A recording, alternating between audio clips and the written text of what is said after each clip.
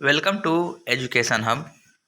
आज हम हिंदी के बहुत ही महत्वपूर्ण प्रश्न लेके आए हैं जो कि एग्जाम के लिए बहुत ही आवश्यक हैं।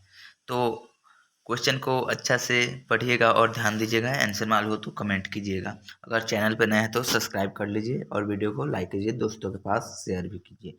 चलिए, पहला प्रश्न है लौटकर आऊँगा फिर पाठ की विद्या है। यानी लौटकर आऊँगा ये जो पाठ है वो क्या है? कविता है, कहानी है या निबंध है या साक्षात्कार है? तो आप लोग बताइए क्या है। तो यह एक कविता है। क्या है कविता? तो ऑप्शन ए में दिया गया है, यह एक कविता है लौटकर आऊँगा। चलिए अगला प्रश्न की तरफ चलते हैं हम लोग।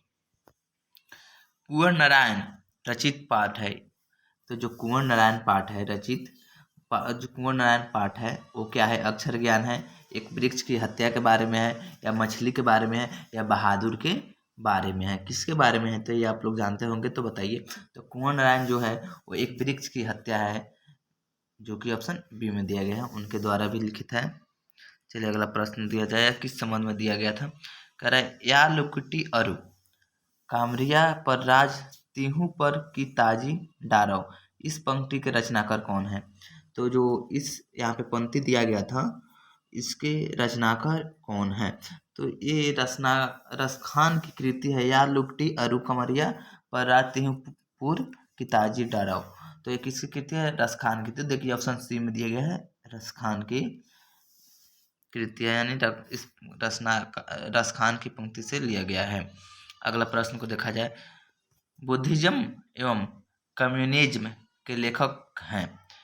चलिए अच्छा प्रश्न है, बुद्धिज्म एवं कम्युनिज्म के लेखक कौन हैं? तो बताइए इसके लेखक कौन हैं। तो इसके लेखक बाबा साहेब भीमराव अंबेडकर हैं, जो कि ऑप्शन सी में दिया गया, बाबा साहेब भीमराव अंबेडकर।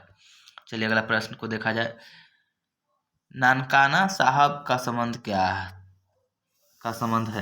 जो नानकाना साहेब हैं उनका संबंध किनसे है? गुरु नानक से, रसखान से, प्रेमघन से एवं घनानंद से। तो बताइए इनका संबंध किसके से है? तो इनका जो संबंध है वो गुरु नानक से था, जो ऑप्शन ए में दिया है, गुरु नानक। चलिए अगला प्रश्न दिया गया, नाखून हमारी डैश डैश डैश के अवशेष हैं। तो जो यहाँ पे फिल इन द ब्लैंक्स यानी खाली स्थान दिया गया है वो किसकी अवशेष है? नाखून। तो वो मान लिया आपकी नाखून बड़ी है तो क्या है? तो मानवता का तो गुण नहीं है, दया का भी गुण नहीं है, पशुता यानी यानी देखते होंगे पशु का नाखून बढ़ता रहता है, तो किसकी अवशेष है? पशुता की, यानी नाखून हमारी पशुता का अवशेष है। ऑप्शन सी था। अगला प्रश्न को देखा जाए, आरंभिक हिंदी का साहित्य मिलने लग जाता है। जो आरंभिक सदी का साहित्य वो किस सदी में मिलने लग जाता है? तो ऑप्शन ए में है 5वीं 6ठी सदी में, 8वीं 9वीं सदी से, 10वीं 11वीं सदी से, 3री 4थी सदी से। तो इसका आंसर क्या हो जाएगा? तो होगा 8वीं 9वीं सदी से हमें आरंभिक हिंदी का साहित्य मिलने लग जाता है। चलिए अगला प्रश्न देखा जाए, अमरकांत का जन्म डैश डैश डैश ईस्वी में हुआ था। तो फिल इन द ब्लैंक से भी क्वेश्चन है, या इस तरह भी पूछा जा सकता है, अमरकांत का जन्म कब हुआ था, किस ईस्वी में हुआ था?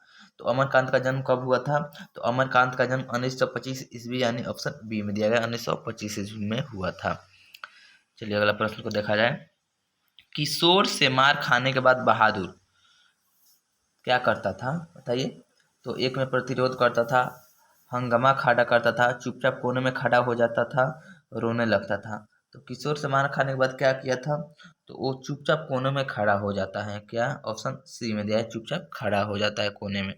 अगला प्रश्न को देखा जाए, रूसी जाति की अस्मिता को सुदृढ़ करने वाले साहित्यकार हैं। तो जो रूसी जाति के अस्मिता हैं को सुदृढ़ करने वाले साहित्यकार कौन है? तो ऑप्शन ए में Leo Tolstoy, Vladimir Nabokov, Dostoevsky, डीमा उपयुक्त सभी। तो इसका आंसर हो जाएगा लियो टॉल्स्टॉय, जो ऑप्शन ए में दिया गया है। चलिए अगला प्रश्न को देखा जाए, कथक नृत्य के पर्याय माने जाते हैं। जो कथक नृत्य है, कौन कथक नृत्य है उसके पर्याय किसे माना जाता है? तो उनका पर्याय कथक जो है नृत्य के, ऑप्शन ए में पंडित बिरजू महाराज, मिस बिमला मखार, जाकिर हुसैन, इनमें से कोई नहीं। तो इनका आंसर कौन हो जाएगा? तो इनका आंसर हो जाएगा पंडित बिरजू महाराज, जो ऑप्शन ए में है। चलिए अगला प्रश्न को देखा जाए, अच्छा से प्रश्न को ध्यान दीजिएगा और बताइए कितने प्रश्न का अपने उत्तर सही सही मालूम था। जीत जीत मैं निखरता हूँ पाठ केंद्र में है। जो जीत जीत मैं निखरता हूँ पाठ केंद्र में है क्या है, तो एक में है बिस्मिल्लाह खां, जाकिर हुसैन, बिरजू महाराज, उपयुक्त सभी। तो इनका आंसर क्या होगा बच्चे बताइए। तो इनका आंसर हो जाएगा बिरजू महाराज, जो कि ऑप्शन सी में दिया गया है। चलिए अगला प्रश्न को देखा जाए। अज्ञेय ने सूत्रपात किया। अज्ञेय जो पाठ है उसका सूत्रपात छायावाद का, प्रगतिवाद का, प्रयोगवाद का एवं प्रबंधवाद का किसका किया था बताइए। तो प्रयोगवाद का किया था, जो कि ऑप्शन सी में है। चलिए अगला प्रश्न को देखा जाए। मदन है। मदन कौन है? सोफर का बेटा, सेन साहब का बेटा, किरानी का बेटा, सेन साहब का मित्र का बेटा। तो मदन कौन है बताइए, कहानी पढ़े होंगे लोग आप लोग। तो मदन एक किरानी का बेटा है, जो ऑप्शन सी में है। चलिए अगला प्रश्न को देखा जाए। पंडित बिरजू महाराज को गंडा बांधा। किसने गंडा बांधा बांधा? पिता ने, माँ ने, भाई ने, बहन ने। तो कौन? तो इनका आंसर हो जाएगा पिता ने। बिरजू महाराज को पिता ने गंडा बांधा। अगला है लौटकर आऊंगा फिर पाठ के लेखक होंगे। तो अच्छा है, आप लोग सभी सबसे पहले होगा जो हिंदी के जितने भी पाठ के लेखक हैं उनको याद कर लीजिएगा, और उनका जन्म कब हुआ था ये भी याद कर लीजिएगा, क्योंकि ये बहुत सारे आते हैं। तो इसका लौटकर आऊंगा, प्रेमघन, घनानंद, अमरकांत, जीवनानंद दास। तो इसका आंसर क्या हो जाएगा बच्चों? तो इसका आंसर जीवनानंद दास, जो ऑप्शन डी में है। चलिए अगला प्रश्न को देखा जाए। जापान पर परमाणु बम गिराया। तो जापान पर परमाणु बम किसने गिराया था? तो जो जापान पे परमाणु बम किसने गिराया था? तो वो चीन ने गिराया था, जो ऑप्शन सी में है। अगला प्रश्न को देखते हैं। रोन नदी डैश में है। रोन नदी कहाँ है बताइए? भारत में, फ्रांस में, अमेरिका में, रूस में। तो जो रोन नदी है वो है अमेरिका में। किस में है? अमेरिका में, ऑप्शन सी में दिया गया है। चलिए अगला प्रश्न को देखा जाए। लेखक अपने पिता से मछली क्यों मांगना चाहता था? जो लेखक है वो अपने पिता से मछली क्यों मांगना चाहता? तो आप लोग पढ़े होंगे, जो कुओं में पालने के लिए लेखक अपने पिता से मछली मांग रहे थे, जो ऑप्शन सी में दिया गया है। चलिए अगला प्रश्न को देखा जाए। कविता नहीं है, इसमें 4 ऑप्शन दिए, इनमें कविता कौन नहीं है? अक्षर ज्ञान, स्वदेशी, हमारे नृत्य, शिक्षा और संस्कृति। तो शिक्षा और संस्कृति जो है वो आपका कविता नहीं है। अगला प्रश्न है। मोहारा नदी शहर से दूरी था। जो मोहारा नदी है वो शहर से कितनी दूर था? 1 मील, 2 मील, 3 मील, 4 मील। कौन ऑप्शन होगा इसका आंसर बताइए। तो इसका आंसर क्या हो जाएगा? तो इसका आंसर हो जाएगा 3 मील दूर था। कितना मील? 3 मील। अगला प्रश्न को देखते हैं। अविन्य और डैश डैश डैश नदी के किनारे अवस्थित है। जो अविन्य है वो किस नदी के किनारे स्थित है? एक में है रावी, रोन, ब्यास, ब्रह्मपुत्र। तो इसका आंसर क्या हो जाएगा बच्चों बताइए। तो इसका आंसर हो जाएगा रोन नदी के किनारे था। अविन्य कौन नदी के किनारे था? रोन नदी के किनारे अवस्थित था। अगला प्रश्न है। गिरधर लाल कौन है? गिरधर लाल कौन है है? तो एक में सेन साहब का मित्र, सेन साहब का भाई, मदन का पिता, सेन साहब का पड़ोसी। कौन है गिरधर लाल? तो गिरधर लाल जो है मदन के पिता थे। ऑप्शन सी में दिया है। गिरधर लाल कौन थे? मदन के पिता थे। अगला प्रश्न है। संतु डैश डैश डैश के मारे कांप रहा था। संतु जो क्यों कांप रहा था? ठंड के मारे, डर के मारे, खुशी के मारे, दर्द के मारे। तो वो ठंड के मारे कांप रहा था। संतु किसके कारण कांप रहा था? ठंड के कारण। मैक्स मुलर ने के अनुसार सर्वाधिक संपदा और प्राकृतिक सौंदर्य का परिपूर्ण देश है। तो मैक्स मुलर के अनुसार सर्वाधिक संपदा और प्राकृतिक सौंदर्य, यानी सबसे किस देश में प्राकृतिक सौंदर्य, सर्वाधिक संपदा से परिपूर्ण देश है?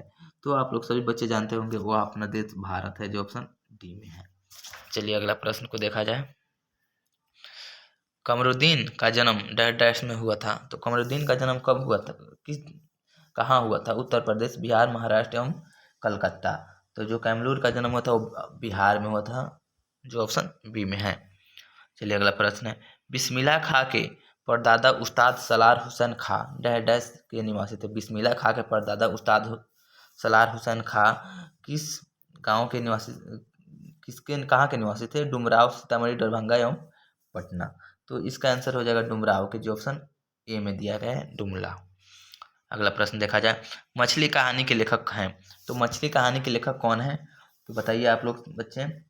तो मछली कहानी के लेखक जो विनोद कुमार शुक्ल, जो कि ऑप्शन डी में दिया गया, इसलिए हम बताए थे कि सभी का लेखक याद कर लीजिएगा, जो हम हर साल आता है 5 नंबर का। मंगू के प्राकृतिक मौत को माँ क्या मानती थी? जो मंगू का प्राकृतिक मौत होता है उसकी माँ क्या मानती थी? बंधन, मुक्ति, छुटकारा, संतोष। क्या मानती थी? तो वो मुक्ति मानती थी, जो ऑप्शन बी में दिया गया, इसका आंसर हो गया बी। चलिए अगला प्रश्न को देखा जाए। निबंध है, इसमें 4 ऑप्शन है, इसमें निबंध कौन है? परंपरा का मूल्यांकन, मछली बहादुर एवं भारत माता। तो आप लोग जानते हो परंपरा का मूल्यांकन है वो एक निबंध है, ऑप्शन ए था। अगला प्रश्न देखा जाए। संगीत शास्त्रार्थ सुशिर वाद्यों में है, तो शहनाई, तबला, बांसुरी, ढोलक। तो इसका आंसर क्या हो जाएगा? तो इसका आंसर हो जाएगा शहनाई, जो ऑप्शन ए में है। अगला प्रश्न को देखा जाए। Max Muller dash dash dash का विद्वान थे। जो मैक्स मूलर थे वो किसका, कहाँ के विद्वान थे? फ्रांस का, अमेरिका का, रूस का एवं जर्मनी का। कहाँ का विद्वान थे? तो इसका आंसर क्या हो जाएगा? तो इसका आंसर हो जाएगा जर्मनी के थे, जो ऑप्शन डी में है। मैक्स मूलर जर्मनी के विद्वान थे। अगला प्रश्न है। राजस्थानी भाषा के सफल कहानीकार हैं। जो राजस्थानी भाषा के सफल कहानीकार कौन है? तो वो है सांवर दहिया, जो ऑप्शन ए में है, सांवर दहिया। चलिए अगला प्रश्न को देखा जाए। सीता के कितने बेटे थे? तो जो सीता के कितने बेटे थे वो थे 3, जो ऑप्शन बी में है। सीता के कितने बेटे थे? 3। अगला प्रश्न को देखा जाए। ढहते विश्वास कहानी के केंद्र में है। जो ढहते विश्वास कहानी के केंद्र में क्या है? सुखद की समस्या, बाढ़ की समस्या, दहेज की समस्या, भ्रष्टाचार की समस्या। तो इसका आंसर क्या हो जाएगा? तो इसका आंसर हो जाएगा बाढ़ की समस्या। ढहते विश्वास में क्या चीज़ की समस्या है? बाढ़ की। एक क्वेश्चन बहुत ही इम्पोर्टेंट है, महत्वपूर्ण है ये आपके एग्जाम के लिए, और सभी बच्चे अच्छे से इसका तैयारी करेंगे। और ये हिंदी का प्रश्न है जो आपके किताब से है, क्योंकि आप लोग किताब अच्छे से तो पढ़ नहीं पाते हैं और ऑब्जेक्टिव जान नहीं पाते, इसलिए है। अगला प्रश्न है। सब पुराने अच्छे नहीं होते, सब नए खराब नहीं होते, यह उक्ति है। जो सब पुराने अच्छे नहीं होते और सब नए खराब नहीं होते, किनका है? विवेकानंद की, रामकृष्ण परमहंस की, हजारी प्रसाद द्विवेदी की, कालिदास की। तो इसका आंसर क्या हो जाएगा? तो इसका आंसर हो जाएगा कालिदास की युक्ति थी। जो जितने भी पुराने अच्छे नहीं होते और जितने भी नए वो खराब नहीं होते। अगला प्रश्न है। लक्ष्मी डैश डैश कहानी के केंद्रीय पात्र है, यानी जो लक्ष्मी है किस कहानी के पात्र हैं? मुख्य पात्र। धरती विश्वास, धरती कब तक घूमेगी, माँ, नगर। तो क्या होगा इसका आंसर? तो इसका आंसर हो जाएगा धरती विश्वास की जो है वो लक्ष्मी पात्र मुख्य पात्र थी, केंद्रीय पात्र। अगला प्रश्न है। सदियों की ठंडी बुझी राख, सगबुग उठी मिट्टी, सोने का ताज पहन इठलाती हैं। यह पंक्ति है दिनकर की, निराला की, महादेव की, अगे की। तो ये पंक्ति किनकी है? तो ये पंक्ति है दिनकर जी की, जो ऑप्शन ए में दिया गया है। अगला प्रश्न देखा जाए। पंडित बिरजू महाराज का जन्म डैश डैश डैश ईस्वी में हुआ था। तो पंडित बिरजू महाराज का जन्म कब हुआ था? इसलिए हम बताया था, जहाँ ये भी याद करना होगा कि इनका जन्म कब हुआ था। तो पंडित बिरजू महाराज का जन्म 1938 ईस्वी में हुआ था। ऑप्शन कहाँ है? तो ऑप्शन डी में है, 1938 ईस्वी में। अगला प्रश्न है। मैक्स मूलर ने डैश डैश डैश वर्षों की आवश्यकता में लिपजिंग विश्वविद्यालय में संस्कृत अध्ययन प्रारंभ किया। तो जो मैक्स मूलर जी थे वो किस वर्ष की अवस्था में लिपजिंग विश्वविद्यालय में संस्कृत अध्ययन करना किया प्रारंभ किया था? 15, 16, 17, 18। तो किस उम्र में किया था? तो वो 18 साल के थे, तो वो अपना लिपजिंग विश्वविद्यालय में संस्कृत का अध्ययन चालू किए थे 18 वर्ष में। चलिए अगला प्रश्न है। फ्रांस का प्रमुख कला केंद्र रहा है। तो फ्रांस का प्रमुख कला केंद्र क्या था? एफिल टावर, अभिनयो, ए और बी दोनों, इनमें से कोई नहीं। तो इसका आंसर क्या हो जाएगा? तो इसका आंसर हो जाएगा अभिनयो, जो ऑप्शन बी में है। फ्रांस का प्रमुख कला केंद्र रहा है अभिनयो। जीत जीत मैं निरखत हूँ पाठ की विद्या है। जो जीत जीत मैं निरखत हूँ वो पाठ किसकी विद्या है? तो वो हो जाएगी किसकी विद्या? तो इसका आंसर क्या होगा? तो वो हो जाएगी साक्षात्कार का, जो ऑप्शन ए में है। अगला प्रश्न देखा जाए। सुजान सागर किन की रचना है? जो सुजान सागर है वो किन की रचना है? तो ये किन की रचना है बताइए आप लोग। तो ये है रसखान की रचना, जो ऑप्शन सी में है। चलिए अगला प्रश्न को देखा जाए। अति सुधो स्नेह का मार्ग है, छंद के रचनाकार हैं। अति सुधो स्नेह का मार्ग है के रचनाकार कौन है? अज्ञेय, कुंवर नारायण, वीरेंद्र अग्रवाल, घनानंद। तो इनका आंसर क्या हो जाएगा? घनानंद, जो ऑप्शन डी में है। किसमें है? ऑप्शन डी में, घनानंद। चलिए अगला प्रश्न है। अगला प्रश्न क्या है? यहाँ पे छोटा हो गया। चलिए इनको अगला प्रश्न को देखते हैं। प्रेमघन किस युग के कवि थे? जो प्रेमघन थे वो किस युग के कवि थे? जो प्रेमघन थे वो भारतीयेंदु युग के कवि थे, जो ऑप्शन सी में है, भारतीयेंदु युग के। अगला प्रश्न को देखा जाए, जीर्ण जनपद किस कवि की रचना है? जो जीर्ण जनपद है वो किस कवि की रचना है? तो इसका आंसर क्या हो जाएगा? तो बद्री नारायण चौधरी प्रेमघन की है, जो ऑप्शन ए में दिया है, बद्री नारायण चौधरी प्रेमघन की जीर्ण जनपद है। अगला प्रश्न देखा जाए, स्वदेशी कविता संकलित है, तो सब स्वदेशी जो कविता है वो कहाँ से संकलित है? तो वो हो जाएगा प्रेमघन स्वारस्य से, जो ऑप्शन डी में है। अगला प्रश्न को देखा जाए, सुमित्रानंदन पंत का जन्म कब हुआ था? चलिए अच्छा है प्रश्न, ये भी आ गया। सुमित्रानंदन पंत का जन्म किस ईस्वी में हुआ था? तो 1900 ईस्वी में हुआ था, जो ऑप्शन सी में है। किस में है? सी में।